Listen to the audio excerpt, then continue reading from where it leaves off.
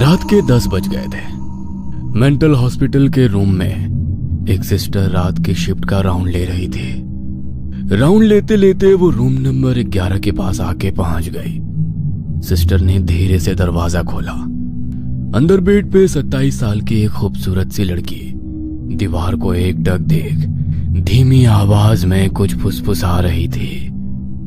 उसे देख सिस्टर को थोड़ा अजीब लग रहा था। कमरे के अंदर जाने के लिए उसके पैर जैसे मना कर रहे थे। उस मेंटल हॉस्पिटल में ऐसे कई सारे अजीब पेशेंट्स थे और मानसिक बीमारी वाले पेशेंट्स का ऐसे बर्ताव करना काफी आम बात है। और वो एक सिस्टर थी तो उसके लिए तो ये रोज का ही काम था। लेकिन उस सिस्टर का उस मेंटल हॉस्पिटल में आज पहला दिन था। रात का सन्नाटा और अचानक से आती हवा के कारण होने वाली दस्तक उस खौफनाक मंजर में और भी डर पैदा कर रही थी। अंदर जाऊं या नहीं इस गहरी सोच में वो पड़ गई थी। मन में थोड़ी सी हिम्मत कर उस सिस्टर ने अपना एक पैर अंदर बढ़ाया ही था कि तभी अचानक से वो लड़की जोर से हंसने लग गई और अजीबोगरीब हरकतें करने लग गई। उसका मुंह दीवार की तरफ था। उसने अचानक से अपनी गर्दन उल्टी घुमाई और देख सिस्टर के पसीने छूट गए। उसके पैर मानो वहीं जम गए। अपने कांपते हुए हाथों से कमरे का दरवाजा बंद कर सिस्टर दूसरे सिस्टर को आवाज लगाते हुए रिसेप्शन की तरफ दौड़ी। Sunita sister, Sunita sister. दौड़ते हुए सिस्टर रिसेप्शन पे पहुंच जाती है। रिसेप्शन पे एक सिस्टर किसी से फोन पे बात कर रही थी। आंटी जी, आप बिल्कुल चिंता मत कीजिए, वो बिल्कुल ठीक है। हम उसका अच्छी तरह से ख्याल रख रहे हैं। इतना कहकर सुनीता सिस्टर फोन रख देती है और उस दूसरी सिस्टर को देखकर कहती है, क्या हुआ रचना सिस्टर, तुम इतनी डरी हुई क्यों हो? तब रचना सिस्टर जो कुछ हुआ था वो सब सुनीता सिस्टर को बताती है। लेकिन आप किससे बात कर रही थी? अरे वही रूम नंबर 11 में जो लड़की है ना, उसी की माँ का फोन था। बेचारी रोज रात को फोन करके उसके बारे में पूछती है। कुछ ही महीनों पहले उसे यहाँ भर्ती करके चले गए। तब रचना सिस्टर जिज्ञासा भरी नजरों से सुनीता सिस्टर को देख पूछती है, आखिर हुआ क्या है उसके साथ? उसकी ये हालत कैसे हो गई? दिखने में तो काफी खूबसूरत है वो। हाँ, ऐसी हालत बस दोनों ही हालात में हो सकती है, जब कोई किसी से पागलों की तरह प्यार करे और वो उसे ना मिले, या फिर तब जब उस पे किसी रूह का साया हो। ये सुन रचना सिस्टर हैरान हो जाती है और कहती है, तो इसके साथ क्या हुआ? अफसोस दोनों। मतलब? तब सुनीता सिस्टर उसे नैना के बारे में बताने लग जाती है। नैना कॉलेज जाती है। आज नैना का 27वां जन्मदिन था। वो आज अपनी डायरी भी साथ ले आई थी। नैना के दोस्तों ने नैना का जन्मदिन काफी बढ़िया से मनाया। उसके ग्रुप में नैना की सबसे अच्छी दोस्त निशा और अभी कुछ महीने पहले ही दोस्ती हुए नए दोस्त ईशान और जतिन थे। दोनों मनी मन नैना को पसंद करते थे, लेकिन ये बात दोनों ने अभी तक नैना से नहीं कही थी और ना ही एक दूसरे से।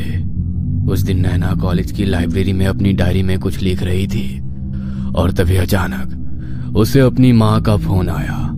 वो जल्दी जल्दी अपनी डायरी वहीं भूल गई। जतिन ने वो डायरी उठा ली और किसी का ध्यान नहीं है ये देखते हुए वो डायरी फटाक से अपने बैग में डाल ली। घर आके जतिन ने नैना की डायरी पढ़ना शुरू किया। जतिन एक एक पन्ना पढ़ता जा रहा था। वैसे वैसे उसके माथे पर एक शिकन सी आ रही थी और उसकी आंखों में एक अलग ही भाव दिख रहा था। रात के लगभग 1 बज गए थे। जतिन ने वो डायरी पूरी पढ़ ली और चेहरे पर एक टेढ़ी मुस्कान लिए वो डायरी को टेबल के साइड पे रखकर सो गया। उधर नैना के कमरे की बत्ती अभी भी जल रही थी, लेकिन अजीब बात यह थी कि आज नैना बहुत परेशान थी। उसका कमरा पूरा बिखरा पड़ा था और वो पागलों की तरह अपनी डायरी ढूंढ रही थी। कमरे से आती आवाजों के कारण उसकी माँ की नींद खुल गई और वो नैना के कमरे के पास आ गई और उसके कमरे के दरवाजे पे ठक ठक की और पूछा, नैना, नैना तू ठीक तो है ना? पर नैना का कोई जवाब नहीं आया। उसकी माँ ने उसे फिर से आवाज लगाई, नैना बेटा, तू ठीक तो है ना? हाँ माँ, मैं ठीक हूँ। बेटा, बहुत रात हो गई है, सो जा। इतना कहकर उसकी माँ सोने के लिए चली गई। इधर नैना को रोना आ रहा था। उसे ऐसा लग रहा था जैसे उसने अपनी सबसे कीमती चीज खो दी है, जिसमें उसने अपने सारे सपने संजोए थे। अपनी आंखें पोंछते हुए नैना ने कमरे की बत्ती बुझा दी और वो सो गई। काफी मशक्कत के बाद उसकी आंख लग गई। अगली सुबह नैना कॉलेज आई थी, लेकिन वो बहुत उदास लग रही थी। उसे उदास देख निशा ने उससे पूछा, क्या हुआ नैना, तुम इतनी उदास क्यों लग रही हो? निशा, मेरी वो डायरी तुम्हें याद है जिसमें मैं अपनी सारी बातें लिखती थी? वो कहीं खो गई, मुझे नहीं मिल रही। ईशान वहीं खड़ा था। उतने में जतिन वहां आ जाता है। जतिन को देख नैना की आंखें फटी की फटी रह जाती है। जतिन ने वैसे ही कपड़े पहने थे जैसे नैना ने डायरी में लिखा था। जतिन को देख नैना उसकी तरफ आकर्षित होने लगी थी। एक तरफ उसे डायरी खोने का गम था, लेकिन दूसरी तरफ उसे अपने सपनों का लाइफ पार्टनर मिलने की खुशी भी हो रही थी। जतिन ने आके नैना को शादी के लिए प्रपोज किया और जतिन की तरफ आकर्षित हुई नैना ने उससे हाँ कर दी। नैना और जतिन दोनों बहुत खुश हो गए, लेकिन ईशान के चेहरे पर बिल्कुल भी खुशी नहीं थी। उसका तो मानो दिल ही टूट गया था, लेकिन वो वहीं चुपचाप खड़ा सब देखता रहा। दिन ब दिन जतिन के प्यार का जुनून बढ़ता चला गया। वो नैना के प्यार के लिए पागल होने वाली हरकतें करने लगा। वो किसी को नैना के पास आने नहीं देता था, यहां तक कि उसने निशा को भी नैना से दूर कर दिया। एक दिन तो हद हो गई। जतिन ने ईशान के साथ मारपीट कर दी। जतिन नैना के प्यार के लिए अजीबोगरीब हरकतें करने लगा। कभी अपने पूरे शरीर पर नैना का नाम खून से लिखता, तो कभी अपने खून से लिखे लव लेटर्स नैना को भेजता। नैना को भी अब जतिन के ऐसे बर्ताव से डर लगने लगा था। एक दिन नैना जब जतिन के घर गई तो नैना को वहां उसकी डायरी मिल गई। अपनी डायरी को जतिन के कमरे में देख नैना हक्की बक्की रह गई थी। साथ ही में टेबल के ड्रॉअर में कुछ लव लेटर्स और लड़कियों की कुछ तस्वीरें भी मिली। नैना वो देख ही रही थी कि तभी वहां पर 40-45 साल का एक आदमी आ गया। उसे ऐसा अचानक देख नैना थोड़ी डर गई। तब वो आदमी बोला, अरे बेटा, डरो नहीं, मेरा नाम किशोर है। मैं जतिन का चाचा हूँ।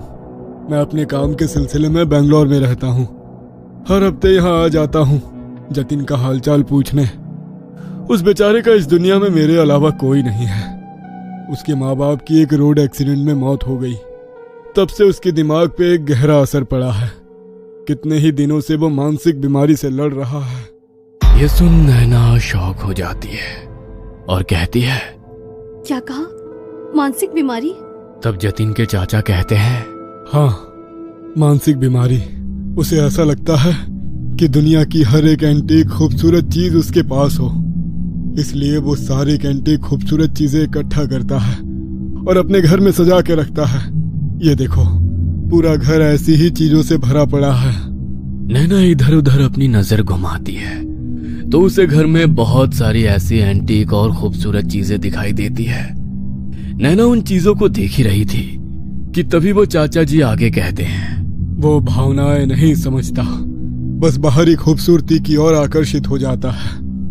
और वो चीज अगर खराब हो जाए या बदसूरत हो जाए तो उसका नामो निशान मिटा देता है। जतिन के चाचा की बातें सुनकर नैना अंदर से पूरी तरह हिल चुकी थी। नैना ड्रॉअर में पड़े फोटो चाचा जी को दिखाते हुए पूछती है, और ये तस्वीरें किसकी हैं?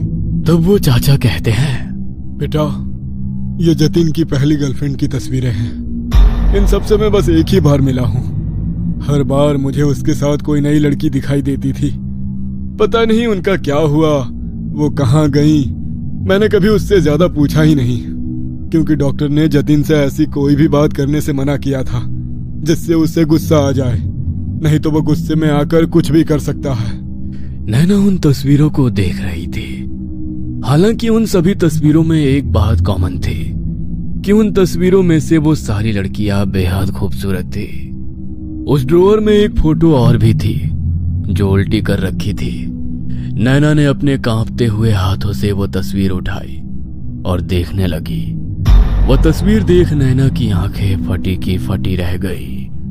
वो तस्वीर किसी और की नहीं बल्कि उसकी खुद की थी। अपनी तस्वीर को उस ड्रॉअर में देख नैना के शरीर के मानो रोंगटे खड़े हो गए। धीरे धीरे अब सारी बातें नैना के समझ आ रही थी। नैना से अब वो सब बर्दाश्त नहीं हो रहा था। नैना भागते हुए अपने घर आई और अपने कमरे का दरवाजा बंद कर एक कोने में बैठ गई। वो जोर से चीखना चाहती थी लेकिन उसके मुंह से आवाज ही नहीं निकल पा रही थी। तभी सामने पड़ा उसका फोन बजने लगता है। जतिन का फोन आ रहा था। 10-12 रिंग होने के बाद भी नैना ने फोन नहीं उठाया। नैना के अंदर अब वो हिम्मत ही नहीं थी कि वो उससे बात करे। कई दिन बीत गए। नैना कॉलेज नहीं गई और ना ही किसी से मिली और ना ही किसी से कोई बात की। बस अपने कमरे का दरवाजा बंद कर अकेली अपनी डायरी को देखती बैठती रही।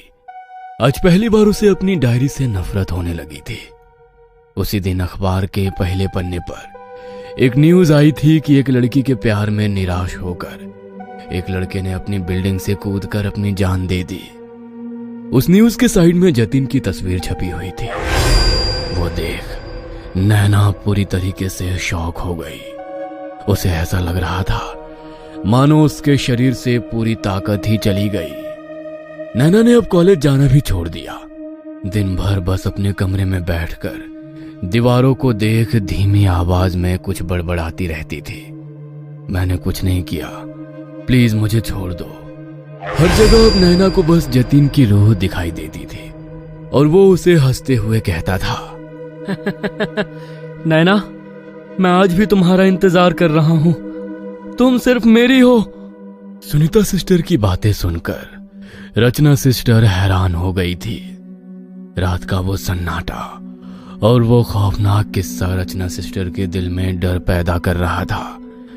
उतने में हॉस्पिटल की सारी लाइट्स बंद चालू होना शुरू हो गई और अचानक से हॉस्पिटल की सारी बिजली चली गई। रचना सिस्टर अब काफी डर गई थी। उसने डरते हुए अपना मोबाइल निकाला और अपने मोबाइल की टॉर्च शुरू की और सुनीता सिस्टर को आवाज देने लगी। सुनीता सिस्टर, सुनीता सिस्टर, आप यही है ना? लेकिन सुनीता सिस्टर का कोई जवाब नहीं आया। उतने में रचना सिस्टर को टेबल की साइड पे रखा एक पेपर नोट मिला। नोट में लिखा था कि रचना, मुझे एक इमरजेंसी की वजह से कहीं दूर जाना पड़ रहा है। तुम्हारा फोन नहीं लग रहा था, इसलिए यह मैसेज रख रही हूँ। मैं 1 घंटे में वापस आती हूँ। यह पढ़कर रचना सिस्टर को ऐसा लग रहा था मानो उसके पूरे शरीर से किसी ने उसकी जान ही निकाल दी हो। अपनी डर भरी निगाहों से रचना सिस्टर इधर उधर देख रही थी। तभी अचानक एक कोने में उसे किसी की परछाई दिखाई देती है। वो कोई जतिन की रूह थी जो अपने चेहरे पर एक टेढ़ी मुस्कान लिए रचना सिस्टर को देखकर कहता है, वैसे तुम भी काफी खूबसूरत हो और खूबसूरत चीजों पर बस मेरा हक है। इतना कहकर वो जोर जोर से हंसने लगता है। सपनों की दुनिया और असल जिंदगी में बहुत फर्क होता है। इतना कि कभी कभी वो जिंदगी और मौत की हदें भी पार कर देता है।